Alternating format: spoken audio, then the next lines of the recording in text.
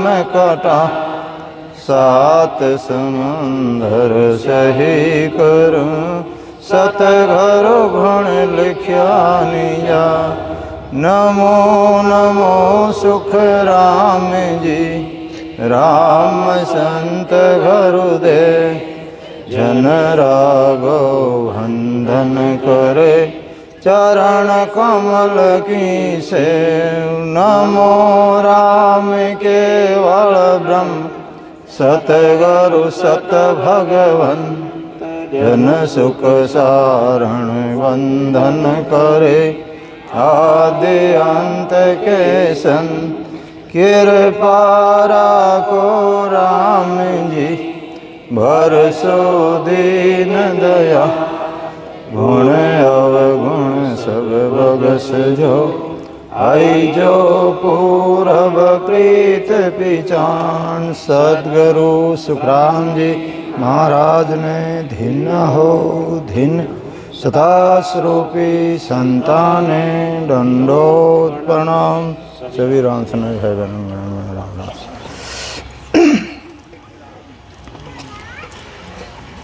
सतगुरु जी महाराज अजर लोक ग्रंथ लिखियो है। जर यानी बुढ़ापो और अजर यानी जट बुढ़ापो नहीं है, एड़ो लोग है।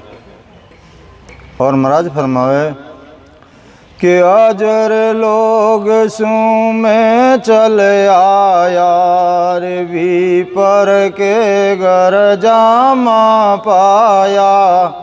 वी पर किसब करूं नहीं कोही, आविद जान लखे नर मोही। सदगुरु जी महाराज फरमाते हैं यहाँ सता रूप से कि मैं तो अजर लोक से आया हूँ। क्यों? सदगुरु जी महाराज तो वहीं के निवासी थे, इसीलिए महाराज ने लिखा, अमर लोग स्थान हमारा, ज्यासु हम चल आया। हंसा काज रमू जगमाई, अवगत मोय पठाया। मेरा तो स्थान आदि अनादि से अमर लोग ही है, लेकिन तुम हंसों के लिए मैं यहाँ आया हूँ और उस अवगत परमात्मा ने मुझे भेजा है। किस लिए भेजा? कि हंस हंस सब भेज दो, उन युग में रखो मती कोई। इसीलिए सतगुरु जी महाराज फरमाते, अजर लोग सू मैं चल आया, विपर के घर जामा पाया। यहाँ सतारूप से महाराज फरमाते हैं कि मैं अजर लोग से चल कर के आया हूँ और विपर यानी ब्राह्मण के घर जामा पाया, यानी मैंने शरीर धारण किया है, जन्म लिया है। और विपर किसब करूँ नहीं, किसब यानी धंधा। महाराज कहते हैं कि विपर किसब सबे छिटकाया, और राम नाम हृदय लिवलाया। देश देश का हंस आवे, और न्यारी भाषा के बैण सुनावे।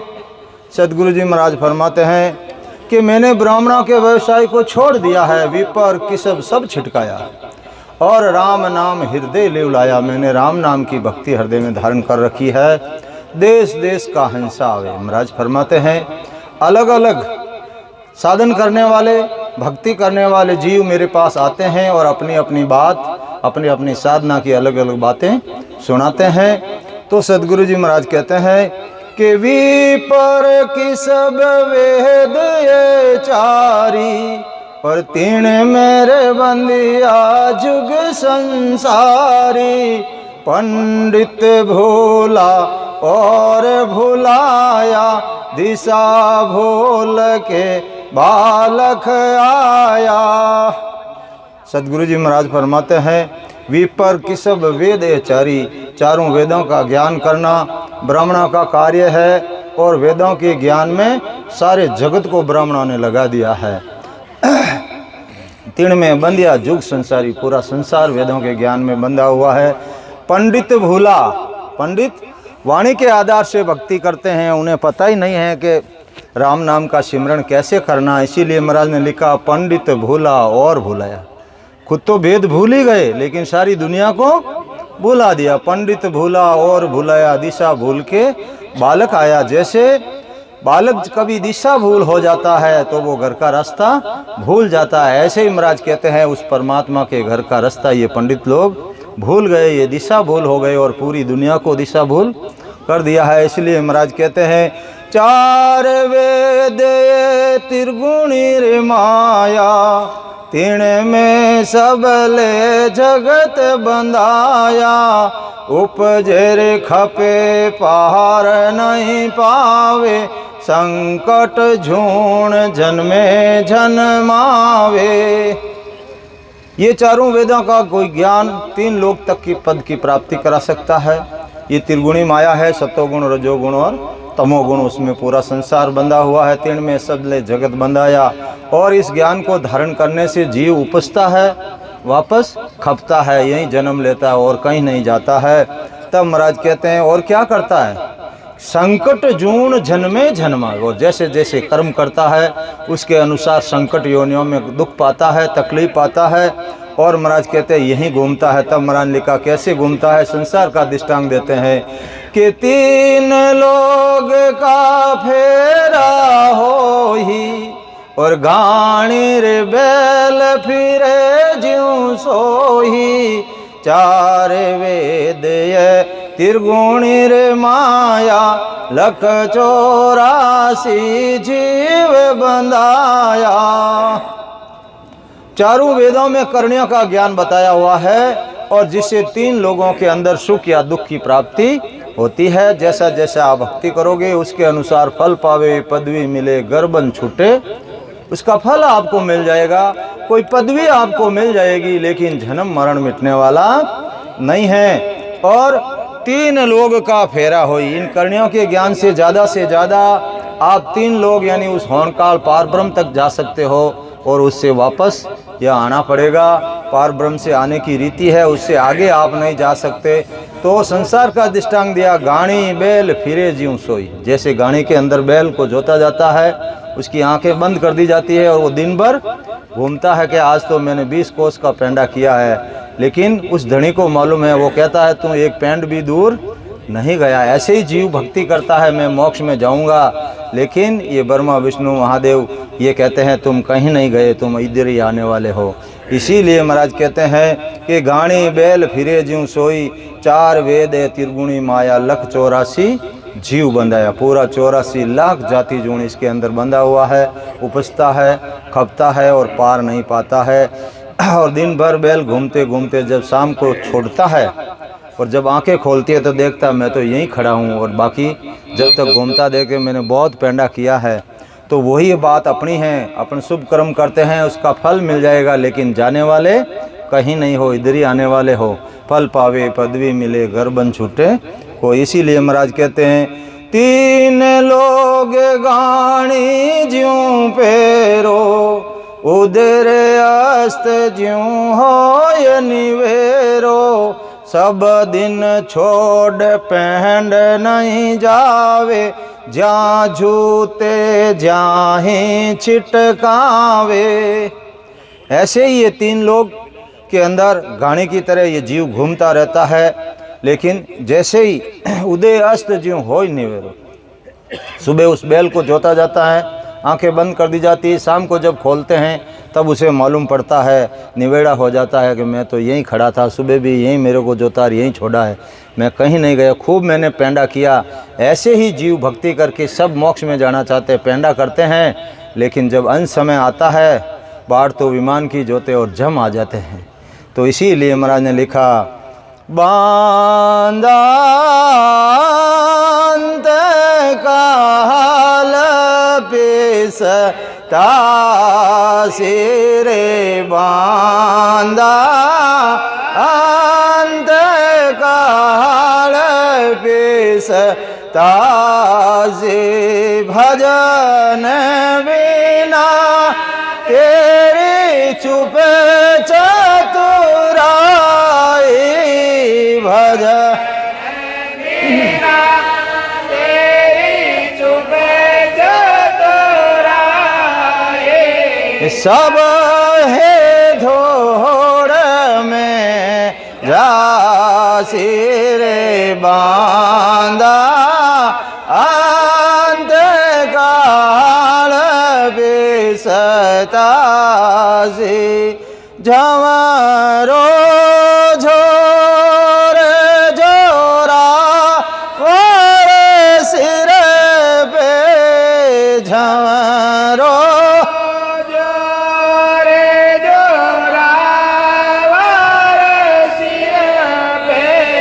जीव को बांधे घोड़ावे मेरे रामा, जीव को बांधे घोड़ावे, कर मुख आगे ले रे चले जाओ, कर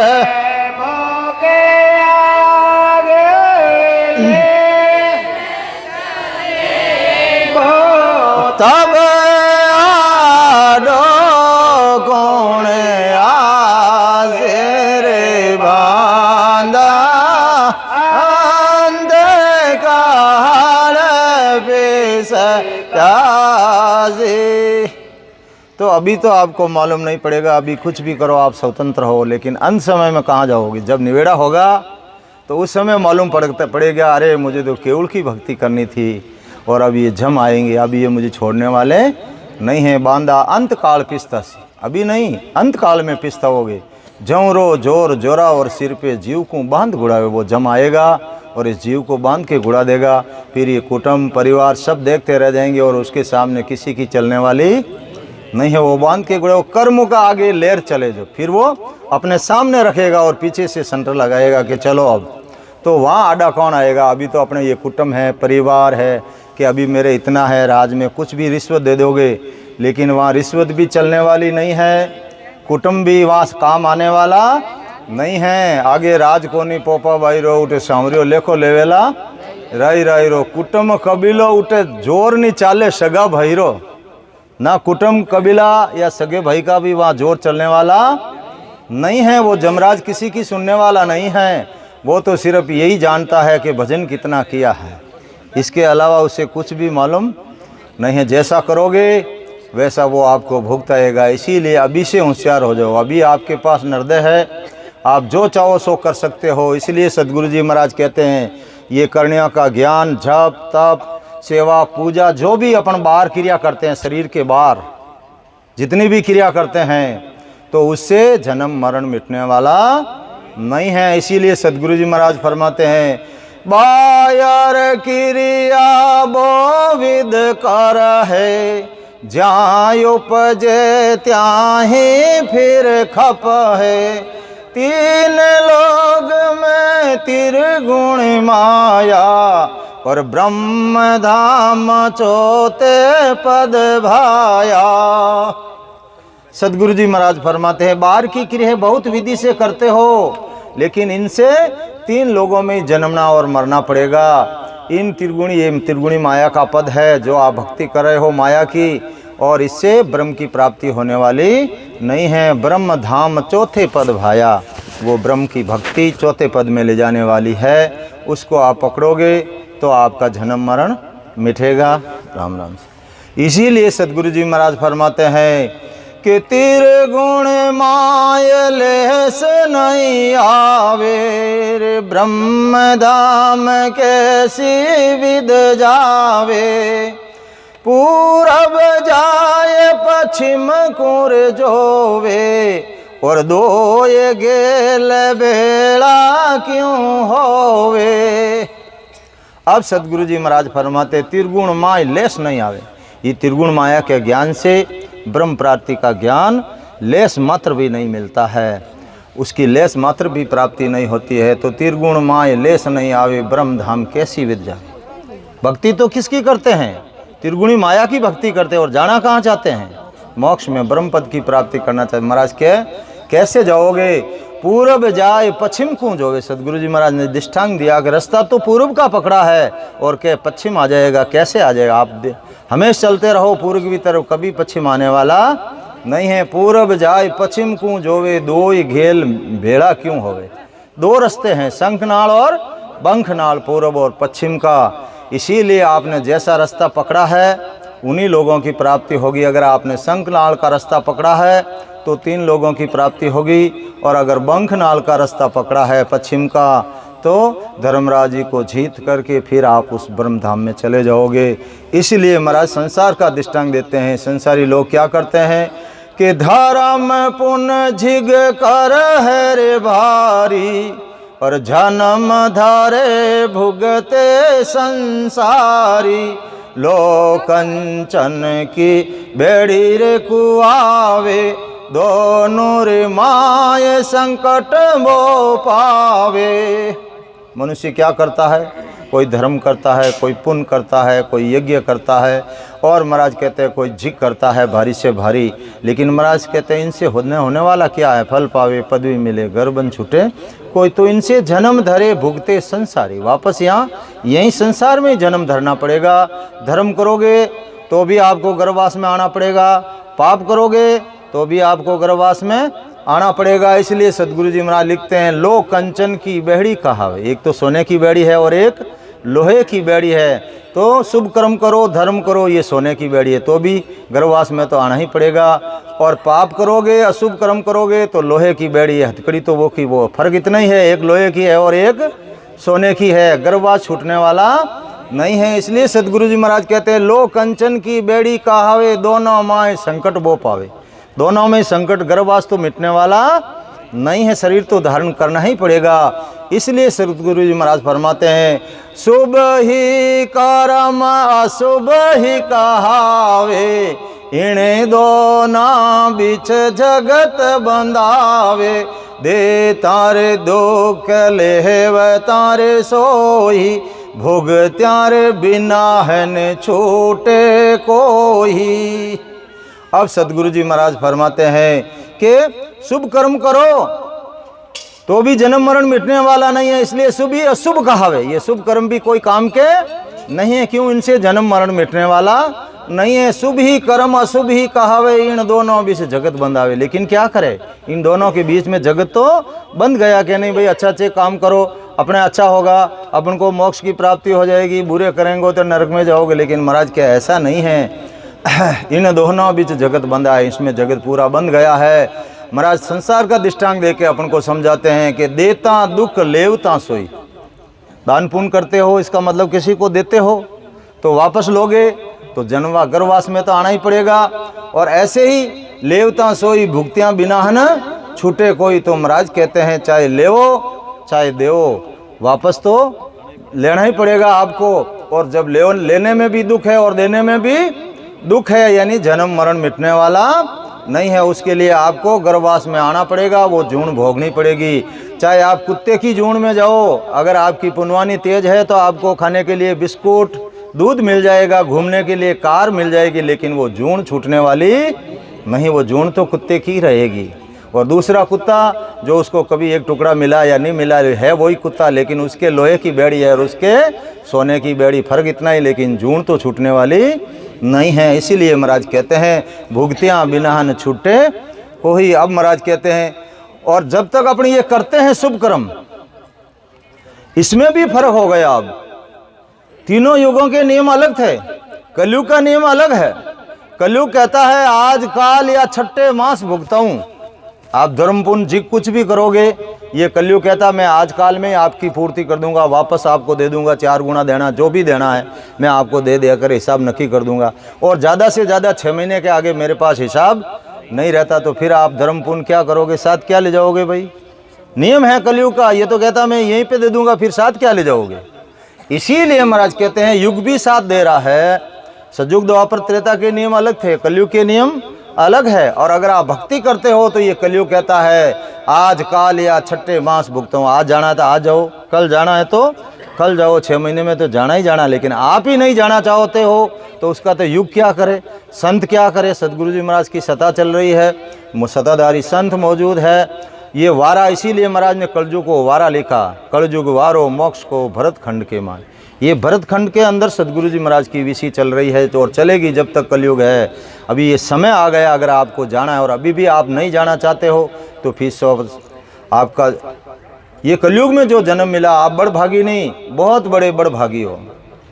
महाराज लिखा है साहिब जी महाराज ने परवाना में कि भाईजी सजोग द्वापर और त्रेता राजीव कलयुग री आस गणे करी वाणा तका कलयुग आयो नहीं। भाई जी कलयुग बड़ो भाग्य पुरुष है जी, कलयुग री कोई निंदा करी जो मती नाच। भाई जी कलयुग भक्ति करे जिकारी साई करे, भक्ति नहीं करे जिकाने त्राई त्राई करने मार से। तो वे आस क्यों करी कि वन दिना में भक्ति 7 पैर तुम राम रटी जो, 1 पोर निंद्रा ले लीजो। 7 पैर 21 घंटा राम राम करना पड़ता था, जब जाके मोक्ष की प्राप्ति होती थी। और अब कलयुग में आयु कम है, तो सदगुरु जी महाराज में विज्ञान लगा करके ये विज्ञान ज्ञान निकाला।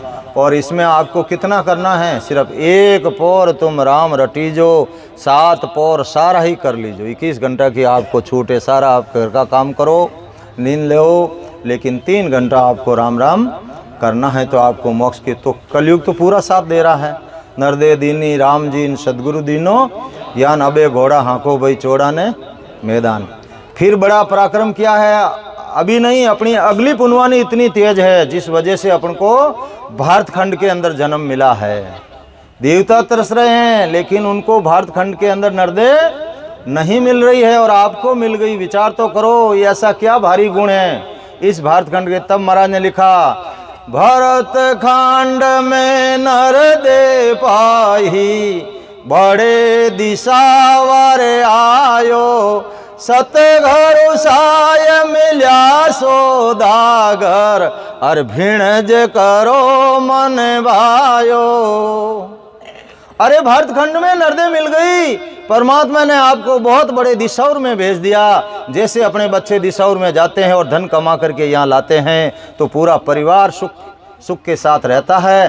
तो महाराज कहते हैं, ये राम नाम की कमाई करनी है तो ये भारत खंड की भूमि है। ऐसे सत्ताधारी संत हमेशा भारत खंड की भूमि पर आए। इतिहास उठा के देख लो, बाहर कहीं भी नहीं आए हैं। इसीलिए महाराज ने इस भूमिका को उत्तम बताया है। भारत खंड में नरदे पाई, बड़े दिसौर आयो। बहुत बड़े दिसौर ने परमात्मा ने आपको भेज दिया। और दिसौर में जाकर के भी अगर आप कमाई नहीं करोगे तो फिर कहीं कमाई होने वाली नहीं है। भारत खंड में नरदे पाई, बड़े दिसौर आयो, सदगुरु साय मिलिया सौदागर। साई किसको कहते हैं? जिसके अरबों खरबों का टेंडर होता है, चाहे आप चाहे जितना माल ले लो, उसके गोदाम में कोई कमी आने वाली नहीं है। तो सदगुरु जी महाराज इतने बड़े सौदागर मिले हैं अपन को। आपको कहाँ जाना है? स्वर्ग, बैकुंठ, मोक्ष शक्ति के लोग जहाँ जाना है उनसे जैसा ज्ञान चाहिए ले लीजिए। सदगुरु सहाय मिलिया सौदागर, भिणज करो मन भाया। आपकी इच्छा है जैसा भिणज कर लो, आपको कहाँ जाना है। लेकिन देवाल कौन है? शुक्राम ऐसा देवाल है कोई लेवनहार। सदगुरु जी महाराज फरमाते हैं, मैं तो देवाल हूँ, लेकिन कोई लेने वाला भी तो होना चाहिए। रीका करते हैं महाराज। सभी संत हैरान हुए इस जगत से। दे थक्का जुग निंदा कीनी, चरणा पड़ियानी कोई, पीछे सकल धर्म सोई धरडा जामे कारज। शरीर तक तो उन संतों की बात मानते नहीं हैं, और जब संत चले जाते हैं फिर उनकी महिमा करते हैं, बड़ी बड़ी धामें बनाते हैं। लेकिन महाराज कहते हैं, उसमें काज कछु नहीं कोई, सो सबके मन भावे। उसमें तो कोई कार्य होने वाला नहीं है। इसीलिए सदगुरु जी महाराज ने लिखा है, आपको ज्ञान इंद्री दी है, बड़ी होशियारी से आपको 3 लोग पार करना है। जीवत बूझे, जीवत समझे, और जीवत होय मोक्ष निवासा। मुआ मुकत कहे गुरु लोभी, झूठा दे विश्वासा।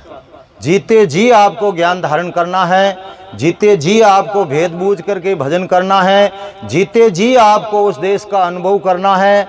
एक दफे वहाँ अनुभव कर लिया तो फिर आपकी जगह निश्चित है, वो कोई कैंसिल नहीं कर सकता। जब कबीर साहब ने करी तब लिखा कबीर साहब ने, डंको लागो ये ओण देश में मारिएली, डंको लागो ये ओण देश में मारिएली, घुरे अनाहद घोर लिए, किणने के होने कोण सामल मारिएली, किणने मल मारिएली, अपना घोरा जीरो देश लिए, अपना घोरा जीरो दे। लेकिन कबीर साहब की बात किसी ने नहीं मानी, तो संत हैरान हो जाते हैं, और संतों को तो दया आती है। कबीर साहब ने लिखा तो सुखराम जी महाराज ने भी लिखा। क्या लिखा?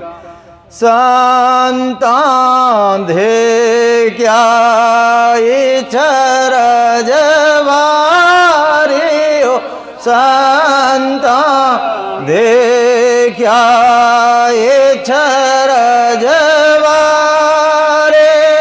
अमर लोग में संत विराजे, अमर लोग में संत विराजे। वहाँ सूरत लेव मारे ओ संता देखा ये छरजवारे। सतगुरु जी महाराज कहते हैं संतों देखिया इचरज भारी अमर लोग में संत विराजे वहाँ सुरत लियो। ये संतों आज मैंने बड़ा भारी इचरज देखा है, मैंने अमर लोग में संतों के दर्शन किया है और बार बार मेरी सुरता वहीं जा रही है। तो वही देश अपने को देखना है, एक तरह जीते जी देखना है, जीते जी उसका अनुभव करना है। और 12 कंवड़ कबीर साहब ने भी लिखा तो सदगुरु जी महाराज ने भी लिखा, डोडी करण झड़िया दरवाजा बिना हुक्म नहीं खोले रे सदगुरु वे तो खोल बतावे गाफल गोता। ये डोडीकरण के दरवाजे जड़े हैं, कंठ कंवड़, हृदय कंवड़, मध्य कंवड़, नाभि कंवड़, नीचे ब्रह्म स्थान, गुद्दा घाट, पंखनाड़, फिर पीछे मेरुदंड, त्रिकुटी और ब्रह्मांड। और इसके आगे जाओगे तो और क्या है, भौर गुफा, सिसिला और केवल की बारी। ये सब खोल के आपको जाना है।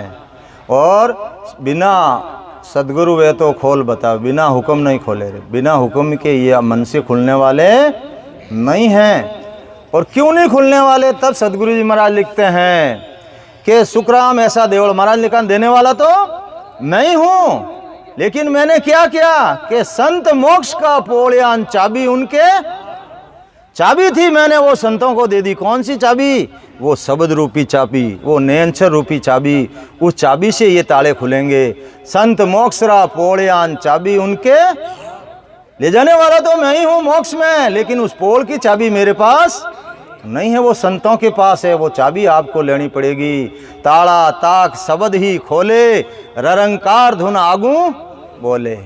वो शब्द जब आपके अंदर आएगा, रकार की घोर से आएगा और वो आगे आगे चलेगा, आपकी आत्मा पीछे चलेगी। और वो शब्द सब ताला और ताक जितने भी है, ताक कहते हैं खिड़की को, ताले भी हैं तो खिड़कियाँ भी है। लिखा कबीर साहब ने, इण रे काया में वो संतान नवर दरवाजा, इण रे काया में वो संतान नवर दरवाजा। खिड़की नजर नहीं आवे रे, नजर नहीं आवे रे संता भाई रे, क्यों करो अब मोड़ो रे सादा भाई रे, क्यों करो अब मोड़ो रे। थारी सुरता भजन माए झोड़ो रे संता भाई रे, क्यों करो अब मोड़ो रे। समय हो गया है, महाराज का ज्ञान अथाक समुद्र है। फिर मिल